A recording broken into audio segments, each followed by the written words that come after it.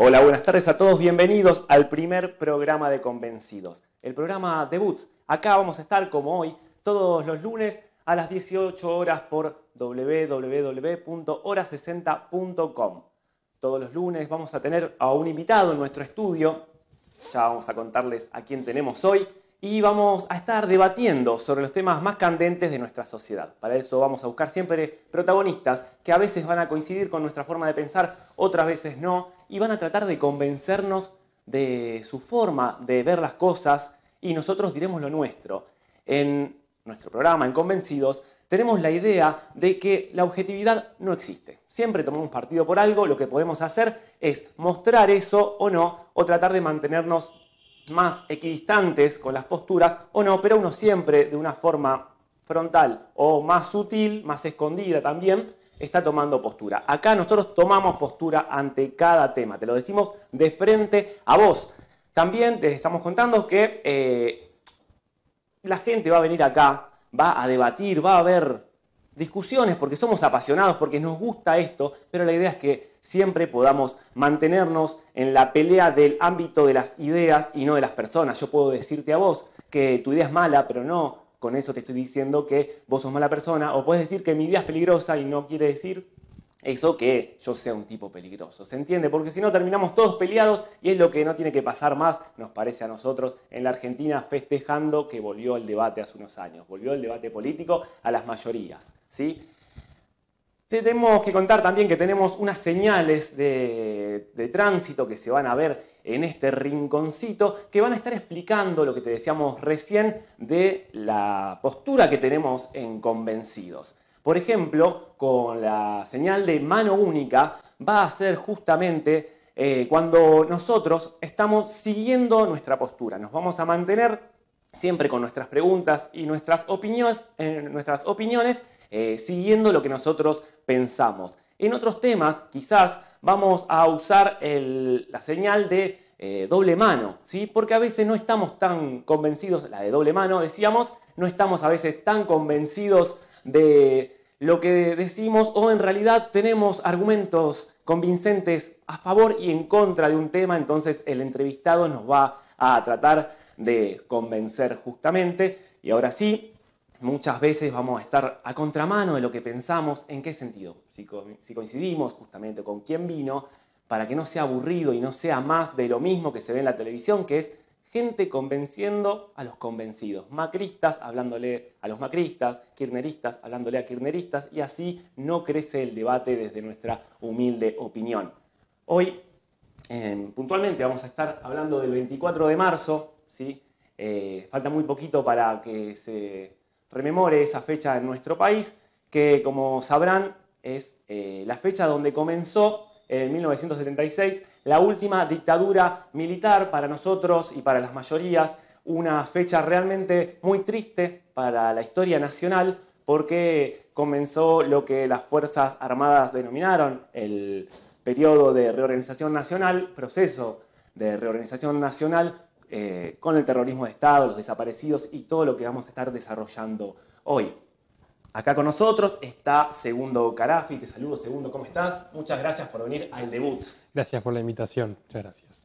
Él es expresidente de la Juventud del PRO de San Isidro, es estudiante de Economía de la UBA y también es integrante del espacio vecinal Convocación por San Isidro. Bueno, para empezar, ¿cuál es tu postura ante el 24 de marzo?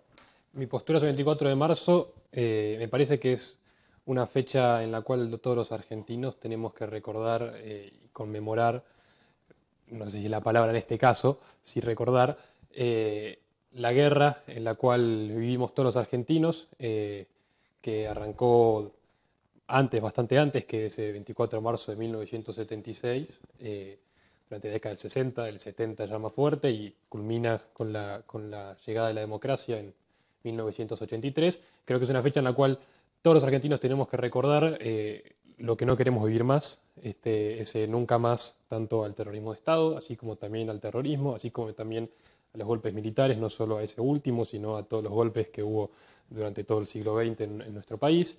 Y también creo que es una fecha donde obviamente hay que recordar a las víctimas. En primer lugar, a los 8.000 desaparecidos en manos del Estado, a las víctimas también del terrorismo, a las víctimas no desaparecidos, pero víctimas del Estado, digamos, del gobierno militar y también gobiernos peronistas que tuvieron sus víctimas.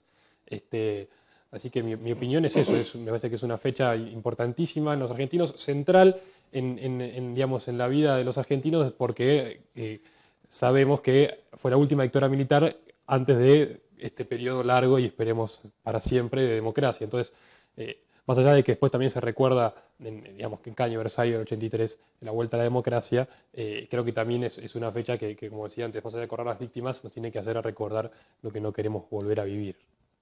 Bueno, empezamos ya con la polémica, por supuesto. Arrancamos con todo, convencidos, con una fecha sensible y ya comenzamos con las diferencias. Por supuesto, vos estás hablando de una guerra. Me imagino que vuelve una vez más el tema de la teoría de los dos demonios, como si fueran dos fuerzas iguales que se chocan. ¿Vos pensás que fue una pelea justa la de los grupos guerrilleros? Supongamos que hubieran sido los únicos desaparecidos, los grupos guerrilleros, contra todas las fuerzas, todo el aparato del Estado. Mirá, yo no creo que haya sido así desde un principio. Creo que en un momento fue así, pero que no siempre fue así y por eso digo que fue una guerra. Digamos, acá hubo unos grupos que a través de prácticas guerrilleras, por eso decimos guerrilleros, quisieron tomar el poder del Estado, empezando en la clandestinidad, luego pasando a la vida política, digamos, públicamente, pero nunca dejando de cometer los atentados que cometían, matando a la gente que mataban, inocentes, no solo gente del Estado, empresarios, gremialistas, políticos y demás. Que luego el Estado también, y no, digamos, esto no se dice mucho, pero en ese momento es muy claro y basta con leer los diarios, mucho a pedido del pueblo, el gobierno militar toma el poder y desde ya que se le va de las manos y cometen atrocidades de las cuales son absolutamente repudiables, pero no creo que haya sido una guerra donde digamos, donde el 24 de marzo de 76 los militares se levantaron con ganas de matar montoneros, y que es lo que muchos nos quieren hacer creer, sino que digo que fue una guerra porque, en primer lugar, estas organizaciones terroristas, ellos mismos, más allá de que vestían de uniforme digamos, cosas más puntuales, ellos mismos hacían partes de guerra, se organizaban como ejército, tanto en Tucumán, el ERP, como puede ser acá los montoneros, y del otro lado teníamos el ejército propiamente dicho, peleando la guerra, que de vuelta no fue una guerra convencional como puede ser la guerra de Malvinas o, digamos, cualquier guerra que haya vivido el país, donde hay dos ejércitos, tanto nacionales o internacionales, digo, lo que sea, pero no dos ejércitos, sino que fue una guerra irregular.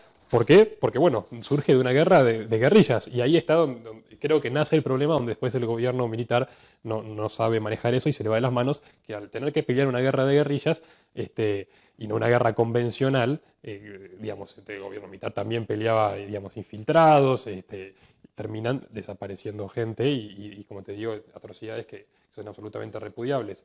Pero creo que de base hay que partir, digamos, del consenso de que fue una guerra. Digo, si no admitimos eso, digamos, todo lo que viene después no tiene punto de debate, porque si no consideramos que fue una guerra, digamos, siempre va a haber un actor bueno y un actor malo. Entonces, digamos, y esto no es bancar la teoría de los dos demonios. A mí no me interesa si son 2 demonios o 10 demonios. O sea, acá hay algo muy claro, y la historia es la historia, que hubo un grupo durante muchos años en gobiernos primero militares, después de democracia, cuando vuelve Perón y vuelve la democracia, esos 3 años, hasta 4 años casi, hasta que el gobierno militar toma el poder, que de vuelta en gobiernos militares y gobiernos democráticos intenta tomar por la fuerza el Estado, y después hubo un gobierno militar que responde mal a ese, digamos, para contrarrestar ese intento por tomar digamos, el poder del Estado, no por las urnas, sino por las armas. Es que justamente eso, vos hablabas recién de cierto consenso,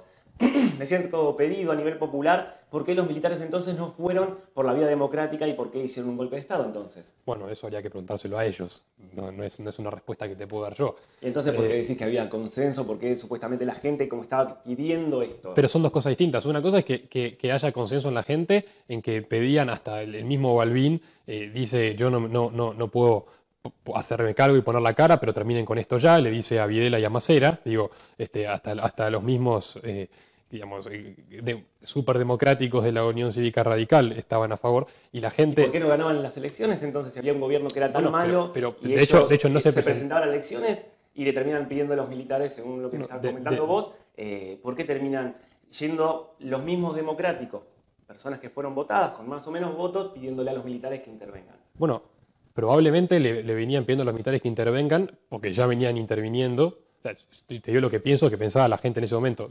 Aparte, ¿sí? ¿Por qué los militares no se presentaban a elecciones? Bueno, habrá que preguntárselo a ellos, insisto.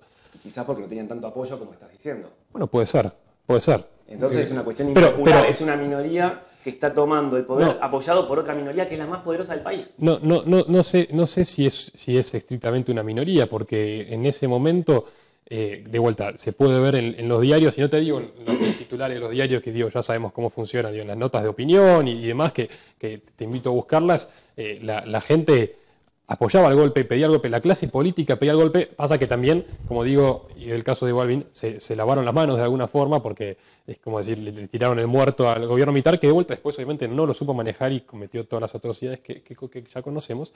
Pero de vuelta, ¿por qué puntualmente no se presentaron elecciones? Bueno, habría que saberlo a ellos. Podría ser que evidentemente no contaban con el apoyo que estoy diciendo que contaban.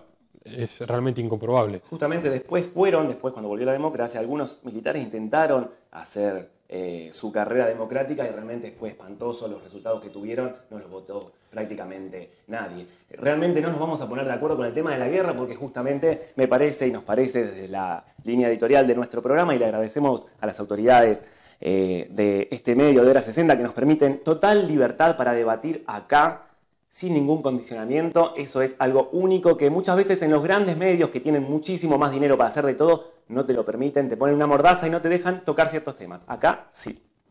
Volviendo con lo de recién, justamente no tuvieron éxito en la democracia estos personajes y no nos vamos a poner de acuerdo con que fue una guerra porque, como te digo, cuando hay fuerzas desiguales y cuando hay civiles cometiendo actos, está estipulado qué tipo de sanciones pueden tener. En cambio, cuando estás cualquiera puede cometer un delito individualmente o como una asociación ilícita, y justamente hay códigos y leyes que sancionan eso, ¿sí? En cambio, el terrorismo de Estado realmente son fuerzas totalmente desiguales donde no hay manera de tener una batalla justa como puede pasar en una guerra, que bueno, hay dos bandos que justamente pueden contar con los mismos recursos de todo estilo, claro, ¿no? Yo tengo una pregunta, ¿cuál consideras vos? Que yo no estoy diciendo, y no quiero que se malinterprete, es muy fácil tomarlo para malinterpretación. A ver. No creo que la forma de la cual los militares hicieron frente a ese pedido o no del pueblo, pero eso sí que lo dejamos de lado, a ese, y esto es un hecho, atacamiento a la fuerza, porque recordemos, a la fuerza, recordemos que el primer decreto de aniquilación del terrorismo es firmado por Italo Luder y Isabel Perón, gobiernos democráticos, y que Perón no lo deja nunca por escrito, pero lo ha dicho, ni siquiera aniquilar, dijo exterminar la subversión. Digo esto por gobiernos democráticos. ¿Cuál consideras que hubiese sido el medio o la forma, que de vuelta no creo que haya sido la correcta, pero sí creo que los militares debían intervenir, para hacer frente a esta guerrilla? Porque digamos, la vía democrática, no le hubiera peleado la vía democrática a los montoneros o al ARP, que lo que querían era justamente el poder por las armas. Entonces, digamos, si no estamos de acuerdo que fue una guerra, ok, porque fue una batalla desigual, ok, ¿y qué hacemos con los montoneros? Digo, ¿cómo lo frenamos? Sí, que justamente para eso hay leyes y para eso se puede exigir de mil maneras, como nosotros cuando no nos gusta la democracia o no nos gusta el candidato que está al frente de un país, de una provincia, de un municipio, hay un montón de maneras democráticas e incluso si esa persona está realmente cumpliendo muy mal sus funciones, se puede remover de su cargo. Pero esto tanto por vías legales como por una presión popular, como ha pasado con De la Rúa, por ejemplo, que terminó yéndose, como todos sabemos, en un helicóptero con un apoyo prácticamente nulo. Creo que ni los radicales ni los militantes de la Alianza lo podían apoyar y termina yéndose, que caía de Maduro, que De la Rúa se iba a terminar yendo, ¿no? Está bien, pero de vuelta... Entonces, la democracia pasa también. Pero eso sí, pero me estás hablando de personas justamente que, bien o mal, están cumpliendo una función en el poder, digamos, legislativo, ejecutivo, digamos, y que por no estar de acuerdo o considerar porque más que la mayoría o el consenso sea unánime en que se está cumpliendo mal la función, por la presión popular se tienen que ir o existen las leyes para removerlos de su cargo y demás. Pero no era el caso de lo que pasaba en la década del 60, en la década del 70. Estos tipos ponían bombas en el comedor de la Policía Federal porque era divertido matar policías, no sé, o para entrar a la fuerza tenían que matar un cadete que lo habían vestido policía. Estamos de acuerdo en algo, seguro que pero había pará, un entonces clima de vuelta, caótico. no, En pero, eso pero más allá nadie del dice que clima, es un paraíso. no, está claro, pero lo que yo te digo es, ¿cómo le vas a ir en el gobierno democrático y hablar después en el gobierno militar a un grupo de gente, mucha gente, que comete atentados, digo, que mata gente? Es como te digo, ahora, ¿vamos a frenar el ISIS por la vía democrática? Y evidentemente no lo vamos a, no quiero compararlo, pero evidentemente no lo vamos a frenar por la vía democrática. O por la vía de leyes, no por la vía democrática, mejor dicho, por la vía de leyes. Bueno, ¿cómo pensás vos que se puede frenar a gente que de vuelta se levanta todos los días y te mete un coche bomba en la casa de un empresario, el otro día la de un sindicalista, después te mete una bomba en un comedor de policía, te mata a 20 inocentes? Digo, y si justamente ¿cuál es la la solución forma ante ISIS es los Estados Unidos, que son, a nuestro entender, el claro ejemplo de todo lo que no es una democracia, porque justamente interrumpieron todas las democracias que hubo en Latinoamérica y también todos los gobiernos de gran parte del mundo? Digo, me parece que justamente si ellos son el remedio, estamos en el horno. Y en la Argentina, si a un mal gobierno democrático la solución era una mala dictadura, me parece que estamos haciendo un trueque que no nos conviene. Igualmente, en esto seguramente no nos vamos a poner de acuerdo y por eso estábamos con esa señal de que hoy vamos a estar fieles a lo que nosotros pensamos y no vamos a coincidir con el entrevistado, y está bien, es sano. Justamente, permíteme hacer una cosa muy chiquita. Hay una idea que se tiene en general de que el consenso es un mundo feliz donde todos nos agarramos de la mano y estamos todos felices y todos pensamos igual. Justamente hay algunos intelectuales que piensan que no hay nada más peligroso para una democracia, que es que todos pensemos igual, no porque estén mal los consensos, sino que justamente la democracia es que convivan un montón de ideas diferentes y es lo sano. Por supuesto también la idea es que siempre se haga en un marco democrático, y por eso también entiendo que vos estás, si bien estás defendiendo un montón de cosas, por lo menos desde mi postura de la dictadura militar, también estamos de acuerdo en ese sentido en que tenemos que manejarnos siempre por la vía democrática. No, sin lugar a dudas. Sin lugar a dudas, por eso digo, a ver, yo no... A mí me gusta decir que defiendo genocida. Yo no defiendo genocida. Yo veo, digamos, primero siento, y acá para un poco el tema, que por eso hay una víctima de lo que fueron estos últimos años de gobierno, especialmente de kirchnerista, aunque antes también, de que se nos contó una parte de la historia. Y tuve la suerte de poder, gracias a distintas cosas, conocer o acercarme un poco más a la historia como fue, a la verdad. Y eso no significa que yo esté defendiendo desapariciones de personas o asesinatos. Yo lo que defiendo es la verdad. Y la verdad es lo que pasó, y la historia es la historia. Que de vuelta, después nosotros podemos tener, como decías al principio, una mirada objetiva, que creemos que es muy difícil, una mirada más subjetiva. Vos estarás parado más de un lado, yo estaré parado más del otro. Pero eso, digamos, es como decías recién, lo rico del debate y de la democracia. Igualmente, si querés dar una imagen democrática, te recomiendo, ya que vos me invitabas a leer ciertas cuestiones que ya las conozco perfectamente, también que la verdad de uno no es la verdad que es para todos, porque siempre estamos hablando de relatos. Pasa en el periodismo, pasa en la vida cotidiana y pasa en la historia también. Dos personas distintas que están viendo este programa podrían decir: mirá, estos dos jóvenes, en vez de estar trabajando de otra cosa, están ahí perdiendo el tiempo delante de una cámara. Otro podrá decir con el mismo sentido: mirá, estos dos jóvenes que están hablando y están pensando y están dando ideas a la sociedad. ¿Quién tiene razón y quién no? Y cualquiera de los dos puede llegar a tener razón y tienen sus motivos, no es ilógico lo que plantean, y siempre la vida, el periodismo y la historia se trata de relatos, y uno elige con cuál quedarse de acuerdo a la idea, que para eso estamos haciendo convencidos, de que sea con argumentos y no desde el capricho ni de cuestiones dogmáticas. No, por eso yo coincido, vos podés contar la historia que quieras contar, pero la historia es la historia. O sea, vos recién me decías, hay jóvenes acá, hay personas acá que pueden decir que bueno estos jóvenes que están debatiendo, y otros que pueden decir que bueno qué mal estos jóvenes que están perdiendo el tiempo. Ahora hay algo que no pueden negar, es que acá hay dos jóvenes debatiendo. ¿Estamos de acuerdo? O sea, acá estamos sentados. Bueno, eso es la historia. Después el relato está como vos lo vas a contar. De vuelta, qué bueno que estos jóvenes están debatiendo, o qué mal estos jóvenes que están perdiendo el tiempo. Y eso es lo que yo digo. A nosotros nos contaron la historia como fue, pero por la mitad. Porque de vuelta, ahí también podemos caer en la trampa de decirnos encima que nos contaron la mitad, nos mintieron. No, digo, yo te reconozco las desapariciones, las atrocidades de los militares, digo, y por eso te digo, no los defiendo. Pero también digo, a mí me contaron una parte de la historia. Digamos, durante toda mi vida, y a toda la gente de mi generación, se nos contó una parte de la verdad. Y yo tuve la suerte de poder, no creo que conocer la historia completa, pues es muy difícil, pero acercarme un poco más y escuchar las dos campanas. Y a raíz de eso, elaborar mi pensamiento. Y es lo que vengo acá a defender. Está muy Pero, bien. Ahí nos vamos a pero de acercar vuelta, un poco más a la idea, porque si no vos tenés la verdad y nosotros tenemos relatos por eso, y parece que por uno ahí, es el por ahí dueño de la verdad. no, Y bueno, perdón, por ahí se malinterpretó, o sea, de vuelta. Después, esa historia, a mí me la habrán contado de una forma, a otros se la habrán contado de otra, y lo que uno tiene que tratar de hacer es de vuelta acercarse a los hechos lo más objetivamente posible, que después, como vos decías al principio del programa, y me parece buenísimo, cada uno para internamente inevitablemente lo subjetiviza, por así decir, y después lo va a transmitir de la forma que no que más le conviene, sino que más lo piensa. Y ahí de vuelta volvemos al ejemplo anterior. Pero la historia no deja de ser la historia. Entonces lo que yo digo es, a mí yo no creo que a mí me hayan contado un relato. A mí me contaron una parte de la historia, falta la otra. No digo que me hayan mentido, no digo que me hayan... después podemos hablar si me exageraron o no, son otras cuestiones, y entra en lo que decíamos recién de cómo contamos la historia.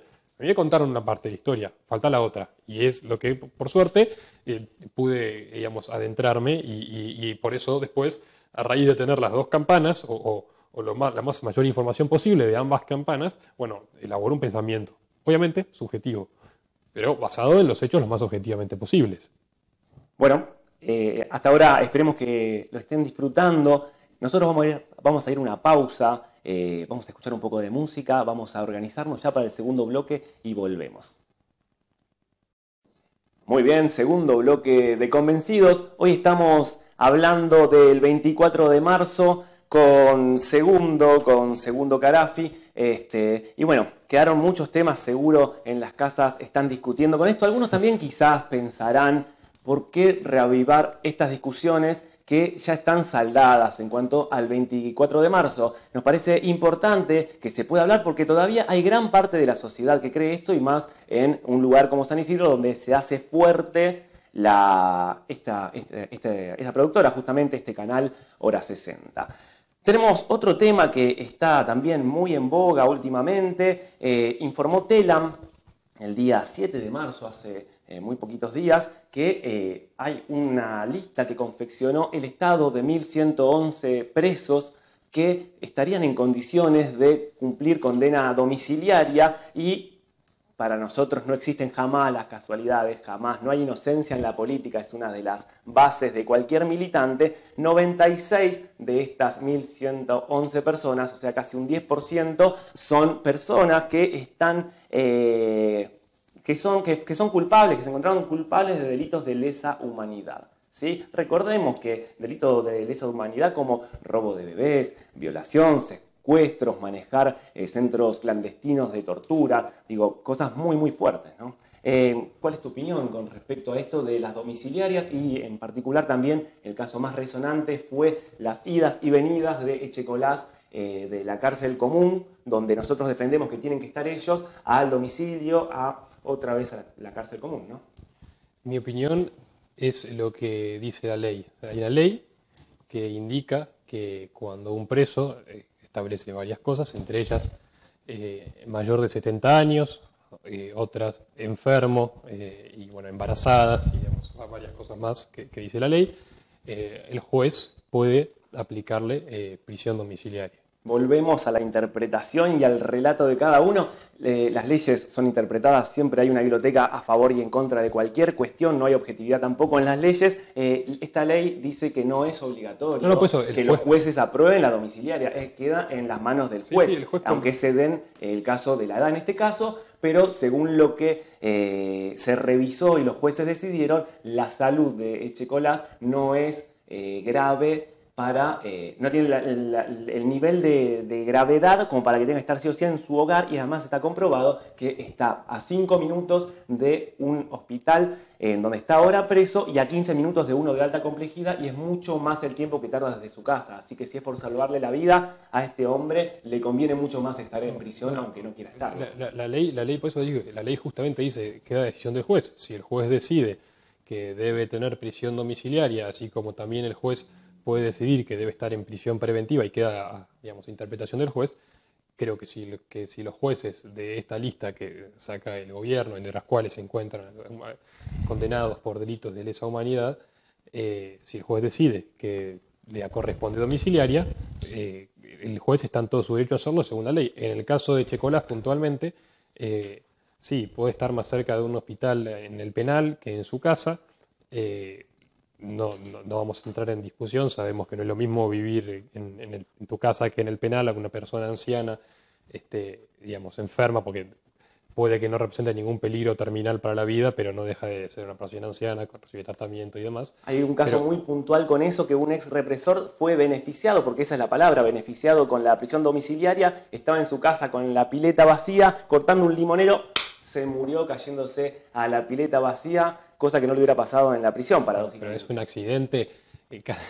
un accidente casero que le puede pasar no solo a un represor, sino a cualquier, digamos, preso con el beneficio de la domiciliaria, haya estado preso por delitos de lesa humanidad o por robo a mano armada. Digo, si entramos a debatir caso por caso, o sea, hay una realidad hoy que hay 754 presos al momento con mayores de 70 años, me refiero a condenados a delitos de lesa humanidad, mayores de 70 años en prisión en los penales, no, perdón, me estoy confundiendo, con condena tanto domiciliaria o en prisión domiciliaria o en prisión en los penales, de los cuales, de esos 754, al momento hay 428 que están presos en los penales, de los cuales perfectamente podría aplicársele la domiciliaria, que de vuelta queda, y estamos de acuerdo, a opinión del juez. El juez que llevará la causa decidirá si le corresponde o no domiciliaria, porque la ley es muy clara en que eso lo va a decidir el juez, y no es que la ley dice si cumplís 70 a tu casa o si estás embarazada a tu casa. La ley lo deja muy claro. Entonces, vuelvo a lo de antes, me da una lista del gobierno, saca una cantidad de recomendaciones de casos de los cuales, no me acuerdo el número, pero eran, recomendaban mandar a domiciliaria, los cuales eran varios condenados delitos de lesa humanidad, queda a disposición del juez, y lo dice la ley.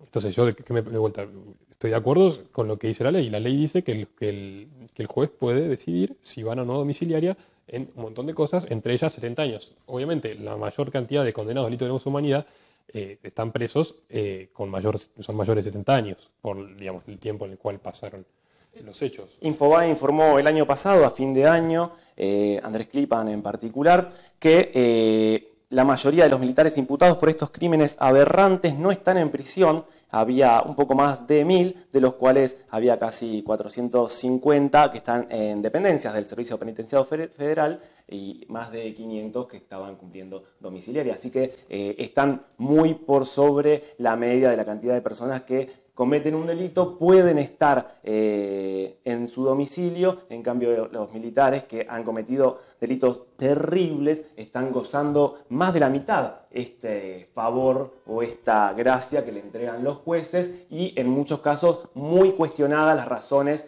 humanitarias, como en el caso de Echecolás, justamente, que una junta dijo que estaba muy mal de salud, la siguiente lo volvió a revisar y dijo, esto es un disparate, tiene que volver a la prisión. A ver, son tan cuestionadas las decisiones de los jueces como las condenas que tienen, por ejemplo, donde se llevan testigos falsos, donde muchos se los acusa digamos, se les da prisión perpetua, o digamos, como si hubiesen sido máximos responsables de desapariciones o demás, y en ese momento eran cabos que por ahí estaban manejando el auto y en el chofer, como choferes de algún comandante y demás, que, no sé, en el camión. Y un detalle ahí, muchos de los que serían testigos los desaparecieron, los asesinaron. Entonces, ¿cómo van a ser testigos esas personas que ellos mismos mataron? No, está bien, a ver, ¿cómo van a ser testigos esas personas que ellos mataron? Y claramente no, porque no están. De la misma forma que no corresponde poner testigos falsos. No, por supuesto, estamos de acuerdo en que no corresponde, digo, pero tienen tantas denuncias. No es que una persona denunció a alguien como le puede pasar a cualquiera. Pero eso está muy claro. Digo, ellos tienen muchísimos testigos pese a todas las personas que desaparecieron. Eso está muy claro. Igualmente, con el tema de los militares presos hay un detalle, algo central, que el proceso a través del cual hoy me refiero desde los militares fueron enjuiciados en el juicio de las juntas, junto a las máximas cabezas de la guerrilla. Fueron encarcelados, después fueron indultados, bien o mal, pero fueron indultados. Y después, con el gobierno de Néstor Kirchner, se vuelve a iniciar los procesos judiciales. Y ahí es donde digo, hay un detalle que es importantísimo y esencial para el debate: todos procesos ilegales. Y explico por qué. A ver. Procesos ilegales porque muchos de los militares a los cuales hoy están presos en su momento ya habían sido juzgados y sabemos que por el principio non bis in idem que rige en la Constitución, una causa no puede ser juzgada más de una vez. Digo, causa juzgada es causa juzgada. Pero principalmente, y acá es donde me parece lo peligroso, porque puede marcar un antecedente a futuro, por violar el principio de legalidad. El principio de legalidad dice que la ley no es retroactiva, digamos, es proactiva, juzga hacia adelante. ¿Qué hace el gobierno de Kirchner, Néstor y Cristina? Incluso se siguen muchas causas abiertas en el gobierno de Macri para enjuiciar o volver a enjuiciar y meter presos a estos militares. Que vuelta, yo no estoy diciendo que sean inocentes de nada. Lo que estoy diciendo es, seguramente sean culpables, pero deben estar presos bajo el proceso de la ley. Es que justamente te estás olvidando de un detalle que es fundamental, que no solamente en Argentina, sino en cualquier parte del mundo, los derechos de lesa humanidad son imprescriptibles. Tenía un miedo de decir esto mal, trabarme tremendo, pero salió perfecto. Claro. No hay manera, digo, no es que... Lo mismo pasa, digo, con los jerarcas nazis, con los militares, digo, que han hecho cuestiones aberrantes alrededor de todo el mundo. No es que, bueno, ya está por el nazi hace 30 años, 40, 50 años pasó esto. Digo, no, pero por más que pasen tantos años, esas causas no caen como si alguien te denuncia a vos por cualquier cosa o a mí, digo, porque no es lo mismo un delito común que un delito de lesa humanidad. Estamos 100% de acuerdo y a eso iba a profundizar. Antes de profundizar te voy a dar un ejemplo. Imagínate un partido de fútbol donde, como todos sabemos, en el fútbol no se puede taclear. Yo me estoy yendo al gol y me taclean y el árbitro dice que eso está bien. Que me están cambiando las reglas del juego en el medio del partido. Eso no se puede, ¿no? Estamos de acuerdo. Las reglas están claras de antemano. Lo traslado. Los delitos de lesa humanidad en Argentina se incorporan en 1995 y en 2003, recién en 2003 con gobierno de Néstor Kirchner, en noviembre de 2003 se le da jerarquía constitucional. Por acá tengo el número de ley, ley 25.778, se le da jerarquía constitucional. En 2003, estamos hablando de crímenes que pasaron en 1970, o antes, o después, pero digamos que los 15 años para que la cosa prescriba pasaron. ¿Estoy de acuerdo? Los delitos de humanidad son imprescriptibles. Pero esto desde antes del 60 y el 70, esto ya viene desde los juicios a los nazis. Sí, esto viene de los juicios. Nuremberg, esto empezó a ser así para todo el mundo. Está muy claro, pero en la ley, hay un tema en la ley, yo no soy especialista, no soy abogado, pero hay un tema en la ley que se llama costumbres y en otra palabra, que justamente es esto que decís que se hacía con los jerarcas nazis. En ese momento, hay una palabra muy técnica que en este momento no la recuerdo, de común acuerdo, por así decir, ciertos delitos que habían en lesa humanidad, los cuales no eran prescriptibles. Pero en la legislación argentina entran en vigencia, digo, está buenísimo lo que pasó con los nazis, pero la legislación argentina entran en vigencia en el 2003. Digo, entonces, si el delito, la figura de lesa humanidad entra en 2003, no se puede juzgar a nadie que haya cometido un crimen, por más que si lo hubiese cometido el mismo crimen posterior al 2003 hubiese cabido que se lo juzgue con la figura de lesa humanidad, no se lo puede juzgar a nadie porque la ley no es retroactiva, es proactiva. Si no, estamos violando el principio de legalidad y estamos quebrando el orden jurídico. El principio de legalidad es la base de todos los códigos, es la base de la Constitución. Si yo no puedo penar a un ciudadano por un crimen, el cual no era crimen cuando cometió, no estoy diciendo que no era crimen, digo, no era crimen de lesa humanidad cuando se cometió, de hecho, en el juicio de las juntas, se juzgaron como crímenes comunes, porque eso eran para la legislación argentina. Por más que estamos de acuerdo, si se seguía lo que se venía haciendo internacionalmente, hubiese cabido la figura de lesa humanidad. Pero como en la legislación argentina no se incorporó esa figura hasta el 2003, el juicio de las juntas, que todos hablamos de juicio ejemplar y creo que lo fue y demás, a nadie se le ocurría cuestionar, pero ¿por qué no nos ponemos de lesa humanidad? Bueno, porque eso no existía.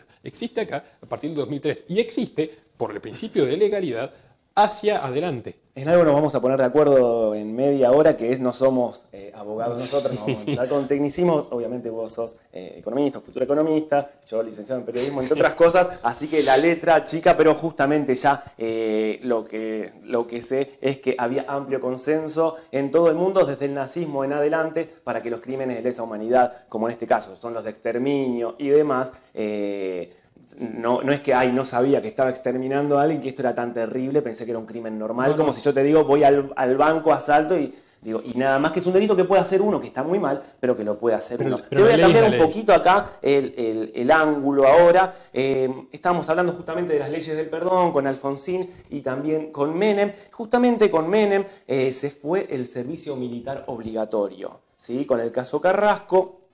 Y bueno, quería saber en este caso qué opinión te merece el servicio militar obligatorio. Hay algunos candidatos que están proponiendo que vuelva como el casi coprovinciano mío, Olmedo, que me parece una de las personas más lamentables de la política actual.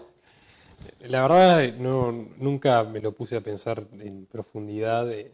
Sí tengo historias de familiares que les ha tocado hacerlo y me han contado cómo era y demás, pero no tengo una opinión muy formada. A priori te diría que no estoy de acuerdo. Yo creo que nosotros como jóvenes debemos tener la libertad de poder elegir el futuro, por así decir, que queremos o en nuestro presente también. Digo, yo estoy eligiendo hoy estudiar economía. Y no me gustaría que un día venga el gobierno y me diga, no, pero tenés que hacer un año de servicio militar. No porque tenga algo en contra del servicio militar, sino porque simplemente quiero estudiar economía.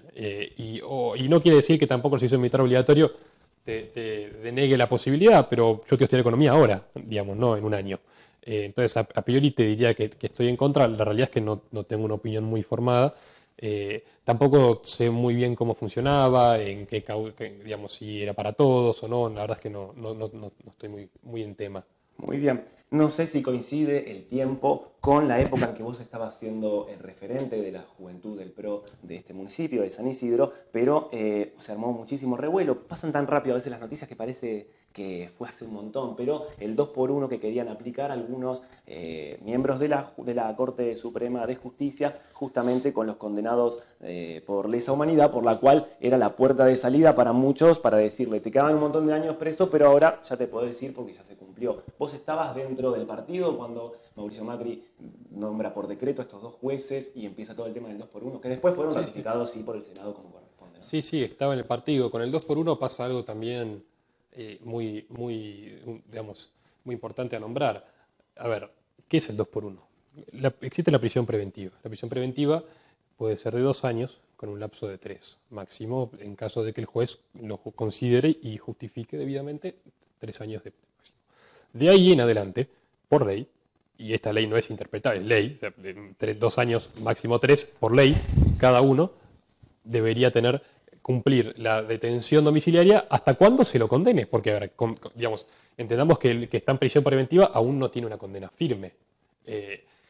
¿Y qué pasa con el 2x1? Si a vos, por X razón, el juez no te habilitó la prisión domiciliaria cuando ya se venció el plazo de los 2 o hasta 3 años de preventiva, todos los años que seguís sumando en preventiva en prisión, digamos, en el penal y no en domiciliaria, cuando el juez te condene, computan doble. ¿Por qué? Bueno, justamente por no haberse cumplido la ley y vos tenido este beneficio de ir a tu casa después de los 3 años de preventiva. Porque, digamos, el problema ahí no está en el 2x1, el problema ahí está en lo que tardamos en hacer una condena. O sea, coincidimos en que los tiempos de la justicia son demasiado lentos en nuestro país. En eso estamos totalmente de acuerdo. Ahora, qué casualidad que justamente los jueces, o por lo menos el partido judicial, como se suele decir, digo, muchos jueces estaban hablando de esto, aprobando esto desde sus opiniones o desde sus votos, dependiendo de dónde estaban, y son justamente los jueces los que hacen que los juicios a los genocidas entren en un cuello de botella que se alargan y se alargan y se alargan, y por eso quedan en prisión preventiva. Te voy a dar un dato simplemente para ilustrar esto. ¿Sabés cuántos presos hay hoy con prisión preventiva con más de 3 años? Al momento de, estos son datos de diciembre, 754 con prisión preventiva, más de 2/3 años. 147 con más de 10 años. Hay un preso, tengo acá el nombre, el capitán de fragata Juan Carlos Rolón, que está en preventiva hace 16, digamos. ¿Cuál es la explicación que yo le encuentro? Como decís, no existen las casualidades, y te lo decía antes, los juicios son injustificables. Estamos de vuelta a juicios donde son un acto para el periodismo, que de vuelta, y no se malinterprete, yo no estoy diciendo que hayan sido inocentes, yo estoy diciendo el proceso a través del cual se los quiere meter presos es ilegal, que es muy distinto a decir los tipos no dispararon una sola bala. Quiero que se entienda esa diferencia. Entonces, si realmente hubiese argumentos jurídicos y legales para condenarlos, los jueces, mucho más con el poder de turno a favor, como fueron durante estos últimos 12 años, y más allá de habilitar en su momento el 2x1, el gobierno tampoco se pone muy en contra, obviamente no fomenta tanto como el anterior, pero tampoco, digamos, tiene una actividad bastante digamos, llamativa en cuanto a este tema. Yo no considero que el gobierno esté haciendo todo para sacar los genocidas, pero eso es otra historia. ¿Te parece que no hay un impulso político? O sea, no, ¿sí en o no hay absoluto. impulso político cuando, digo, porque si en el kirchnerismo había un impulso, en el macrismo hay también un impulso con la justicia? Pero ahora, en el kirchnerismo había un impulso porque ellos mismos lo decían. Ya salía la Presidente digamos, a condenar a los genocidas, que digo, no digo que esté bien o esté mal, digo, había un impulso explícitamente. No es el caso del actual Poder Ejecutivo, que es muy... Dijo que había que terminar con el curro de los derechos humanos. Bueno, ¿y a vos no te parece que fue un curro? A mí, si me lo preguntás, por supuesto que no. Los derechos humanos creo que fue con todo lo que, para criticarle al kirchnerismo, justamente que se haya hecho justicia con las abuelas, las madres, los hijos y demás que estaban esperando condenas a sus asesinos de sus padres, de sus hijos, de sus nietos, me parece que es una de las mejores banderas que levantó el kirchnerismo y yo jamás esperé de un gobierno peronista, te lo tengo que decir frontalmente, tanto. Y la verdad que fueron mucho más allá de lo que yo pensaba. Pero de vuelta, levantar condenas que están esperando que son ilegales. De vuelta, no estoy diciendo que sean inocentes, pero el proceso es ilegal. Si no fueron condenados en su debido momento, como sí lo fueron los comandantes de las Fuerzas Armadas en el juicio de las juntas, al igual que los digamos, líderes montoneros, y en eso me parece que quiero entrar porque acá, como te decía antes, no estamos hablando de una parte de la historia, estamos hablando hace media hora de los militares y todavía no hablamos de los líderes montoneros que gozan de cargos públicos, las víctimas gozan de millones de dólares que se les dan subsidios. No es así, las víctimas civiles de la guerrilla, que son olvidadas. Recién este año se le empezó a recordar con una medalla, lo cual me parece buenísimo y estoy a favor, pero digamos, está la balanza un poco desequilibrada. Se le empezó a recordar a las familiares de las víctimas. Entonces, yo digo, estamos hablando de una, como te decía al principio, una parte de la historia, y nosotros, fíjate, mismos caemos en el debate de seguir hablando de una parte. Digo, estamos hablando de los militares presos, de los militares con preventiva, del 2x1, de Checolás, y a mí me parece que quedan, y no me parece, es un hecho, quedan de lado la otra parte de la historia, quedan de lado las víctimas del terrorismo, y quedan de lado los líderes terroristas, que hoy no están ni condenados ni libres. Y ojo, si estuviese condenado Firmenich en el 2013 en adelante, también estaría acá diciéndote que es ilegal. Porque por más que para mí el tipo debiera estar en cana, se lo debería haber juzgado en su debido momento. Y si no se lo juzgó, la ley es la ley y hay que respetarla. Entonces, que justamente no es un crimen de lesa humanidad, más allá de que yo estoy de acuerdo. No, sí, pero perfectamente entrarían en crímenes de lesa humanidad. ¿Por qué? Perfectamente, si no es del Estado. Perfectamente, pero el crimen de lesa humanidad no siempre es del Estado. No, eso no dice el crimen de lesa humanidad, digamos. De hecho, también se les podría juzgar por genocidio como se le dice a los militares, a los montoneros, por atentar contra un grupo. Un genocidio de los montoneros hacia los militares. No hacia los montoneros, no hacia los militares, porque los montoneros, de vuelta, no te olvides que esto no arranca en el 76, sino que arranca mucho antes, y los montoneros y la guerrilla en sí misma no era en contra de los militares. De hecho, los montoneros querían que los militares lleguen al poder porque querían la guerra. Esto arranca mucho antes, en gobiernos democráticos. Los montoneros estaban a favor de que, según tu opinión, los militares llegaran al poder. No, pero no es mi opinión, es lo que ellos dicen. O sea, no es lo que ellos dicen. Hay notas donde incluso Firmenich lo dice, que ellos no querían evitar el golpe y hasta les gustaba la idea de combatir contra un gobierno militar que contra un gobierno democrático. ¿Por qué? Bueno, porque claramente mucho más vivos incluso que los militares vieron todo lo que pasó después. ¿Quiénes quedan como las víctimas? Te voy a hacer una consulta. ¿No te parece paradójico que justamente los militares y los familiares de militares se pongan en víctimas cuando la democracia no los favorece a ellos como ellos quisieran, siendo que justamente ellos no dieron el mismo derecho de democracia a ser enjuiciados por métodos legales, constitucionales y demás justamente a las víctimas del terrorismo de Estado? Porque sé que participás o tenés ciertos contactos fluidos con abogados que defienden a los genocidas, que has tenido contacto con Cecilia Pando, contacto personal, digo, ¿no? Más allá de coincidir ideológicamente en algunas cuestiones, por lo visto. Digo, ¿cómo no te parece justamente paradójico que ellos que burlaron de la democracia son los que se ponen después como víctimas de la democracia? Primero, cuando te hablo de víctimas, no te hablo solo de víctimas militares de la guerrilla, sino que de víctimas civiles. Porque, digamos, así como por más que eran terroristas, los desaparecidos no dejan de ser víctimas civiles, por más que muchos eran inocentes incluso, pero muchos eran terroristas que estaban poniendo bombas. Digo, tampoco vamos a negar la realidad. ¿Y por qué no estaban presos como cualquiera?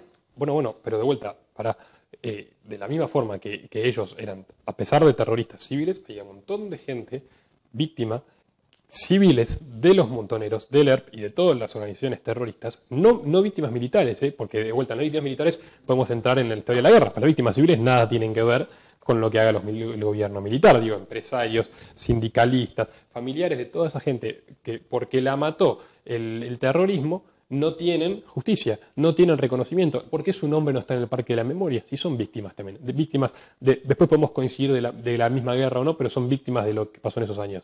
O no creemos que si ahora vienen acá y nos ponen una bomba, nosotros no somos víctimas. Si nosotros no tenemos nada que ver con los militares. Digo, ¿qué pasa con todos esos empresarios, gente inocente o hijos familiares? ¿Qué culpa tienen la hija del capitán Viola que porque querían matar a su padre le metieron una bomba en su casa y ella murió con 3 años? ¿Qué culpa tiene? ¿Y qué reconocimiento tiene hoy? Ninguno. ¿Para qué reconocimiento tienen los familiares de los desaparecidos y víctimas del terrorismo de Estado? Que, de vuelta, no sé si está bien o mal, pero lo que digo es que el reconocimiento sea para 2 partes de la historia. Bueno, tiene monumentos en todo el país, están los 8.000 nombres en el Parque de la Memoria, tienen subsidios. Y de vuelta, no estoy diciendo que eso esté mal, lo que estoy diciendo es qué pasa que a víctimas civiles, porque después si quisieras, que tampoco está bien, pero debatir sobre las víctimas militares, podemos debatirlo por otro lado, pero hoy tenemos 1.094 personas civiles asesinadas por los montoneros, o mejor dicho, por la guerrilla, que las familias no tienen reconocimiento. 756 personas secuestradas, nada. Se pusieron 4.380 bombas. Eso quiere decir una bomba diaria durante 11 años. Estos datos son datos de CELTIB, que es el Centro de Estudios Legales sobre el Terrorismo y sus Víctimas. Es una organización recontra seria, que de vuelta, a pesar de que en los medios les guste decir que defienden a los genocidas, lo que ellos defienden son a las víctimas civiles del terrorismo. Y hago énfasis en civiles. Pues muy distinto, para mí no, porque para mí todos son víctimas, tanto los desaparecidos, los muertos no desaparecidos, pero muertos por el Estado, así como también los víctimas civiles y no civiles o víctimas militares del terrorismo, pero esto defienden a las víctimas civiles. Y yo lo que te digo es eso, o sea, falta cada vuelta una parte de la historia. Vuelvo al Parque de la Memoria, tenemos 8.000 nombres, entre los cuales, muy lejos de los 30.000 que nos quieren hacer creer, pero 8.000 nombres, entre los cuales aparece gente que, según los archivos que puedes encontrar en la web del Parque de la Memoria, están desaparecidos por el Estado y en realidad murieron armando una bomba, como es el caso de, acá tengo algunos ejemplos puntuales. Quedó claro. Igualmente, te hago una pregunta muy concisa. Entonces, justamente reciente mencionaba a Cecilia Pando, que quizás es la cara más visible de los militares que no podían dar la cara justamente por estar llevando un régimen antidemocrático y demás. Puso a uno de ellos, a su esposa, a llevar adelante una causa ante los medios. ¿Vos coincidís con la manera, con las formas, con el discurso de Cecilia Pando? Mira, a Cecilia la conozco, la vi una sola vez en mi vida, una sola vez hablé. Después incluso de esa etapa que hicieron en Página 12, donde yo militaba con ella, en ese momento ella no sabía ni quién era yo, ni yo quién era ella. Yo conocía por los medios y demás, pero nunca había tratado. De hecho, cuando la saludé, la presentaron, le mostré esa etapa y ni la había visto. Me parece que tiene una historia, la escuché hablar, me contó su historia y me parece que tiene una historia muy, digamos, digna de reconocer la lucha que ha llevado a cabo y cómo a través de una injusticia que se le estaba haciendo a su marido, que de vuelta era meterlo preso a través por un proceso, primero se lo quería bajar de rango y después incluso enjuiciar y meter preso por cosas que no solo que no había hecho, porque por términos de edades eran imposibles que las haya hecho, sino que además, de vuelta, como decía antes, en un proceso ilegal, a través de eso ella, digamos, encabezó la defensa. Vos dirás, apellido de su marido, bueno, no lo sé, encabezó la defensa de su marido. De hecho, se lo dijo al presidente Kirchner en la cara en un acto en el Salón Blanco, y a raíz de ahí, bueno, fue ganando una popularidad en los medios que de vuelta, mal o bien para ustedes, para mí es digno de reconocer la lucha que lleva y la apoyo absolutamente. No tengo ningún miedo en decirlo. Para ustedes, el nombre de Cecilia Pando es mala palabra. Para mí es una persona que de vuelta lleva una lucha desde su lugar, desde donde puede, así como considero que la hago yo y mucha gente más, por defender la verdad, por defender la justicia y especialmente la memoria completa. Sí, justamente es un personaje público, político, que no se hizo cargo y por eso él le hizo un juicio a la Revista Barcelona y ellos satirizaron con ella y les ganó el juicio, por lo menos hasta ahora. Vamos a seguir sin ponernos de acuerdo en el próximo bloque con acá justamente Segundo Carafi, y vamos a poner antes un poco de música y ya volvemos. Bueno, últimos minutos ya del programa, del primer programa de Convencidos, esperemos que sea el primero de un largo ciclo. Tenemos una noticia que está dando mucho vuelta en los diarios desde hace un tiempo, que es la doctrina Chocobar, ¿no? El gobierno nacional de Cambiemos, encabezado por Mauricio Macri, felicitando a Chocobar, que había asesinado a un delincuente por la espalda, y que esto abre, según las miradas de muchas personas, entre las que me incluyo, el permiso para que otras fuerzas en democracia se manejen de esa forma ilegítima, ¿no? Ilegal. ¿Cuál es tu opinión sobre esto? Mi opinión es que Chocobar, como lo dejé escrito en una carta a la Nación hace unos meses, ¿Una carta? Una carta en lectores en el diario de la Nación hace un mes aproximadamente. Para mí Chocobar es un héroe. Cuando vos sos policía o integrante de cualquier fuerza de seguridad, ante tus ojos ves un delito, das la voz de alto y el tipo no frena, acá y en China y en Alemania, como te gustaba. En China seguro, porque hay pena de muerte a lo loco. Ok, en Alemania, donde comparabas antes el consenso y los mismos consensos, acá en cualquier país del mundo que elijas, le tirás. Y eso lo dice. Obviamente no lo vas a tratar de matar. Obviamente. No se esforzó mucho, le apuntó. Mirá, por 2 centímetros, lo que dice la autopsia de Kulok, por 2 centímetros fue arriba abajo de la cadera, como dicen los protocolos. Después podemos discutir si los protocolos están bien o están mal, pero el tipo le erró por centímetros, corriendo uno y corriendo el otro. Mirá, yo no soy. Si vas a errar, vale más abajo que más arriba. Y bueno, sí, ¿qué querés que te diga? Yo no soy tirador profesional, está bien, y en el peor de los casos. Y de vuelta, obviamente es una tragedia que haya muerto un delincuente, de la misma forma que es una tragedia si moría el turista al cual Kulok le metió 10 puñaladas, porque es muy fácil hablar de, pero Chocobar, porque el otro no hablamos, porque si Kulok, si el americano que herido por Kulok se moría, hoy Chocobar era un héroe para todos, no solo para mí. O sea, hoy Chocobar estamos debatiendo si es héroe o villano porque el otro tipo zafó y el delincuente murió.